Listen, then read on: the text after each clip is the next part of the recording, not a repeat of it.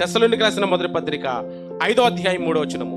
గర్భిణీ స్త్రీకి ప్రసవ వేదన వచ్చినట్లు వారికి ఆకస్మికముగా నాశనము తటస్థించును కనుక వారు ఎంత మాత్రమును తప్పించుకొన లేరు అన్నాడు. ఇక్కడ అర్థమవుతుందండి మనకి. లోకంలో ఉన్నవాడు ఎలాగైతే నిశ్చింతగా భయం లేకుండా ప్రశాంతంగా పాపంలో బ్రతుకుతున్నాడో, సంఘానికి వచ్చిన నువ్వు కూడా నేను సంఘంలోకి వచ్చేస్తున్నాను, ఆరాధనలకు టిక్ వచ్చేస్తుంది, ప్రతి సభలో హాజరైపోతున్నాను, నాకు తిరుగులేదు, నాకు కన్ఫర్మ్ ఏముంటుంది, పరలోకంలో స్థానం ఉంటుందనే భ్రమలో ఉన్న వారికి హెచ్చరిక ఇది. క్రీస్తు క్యారెక్టర్ మనలో కనపడాలి. గుర్తుపెట్టుకోండి.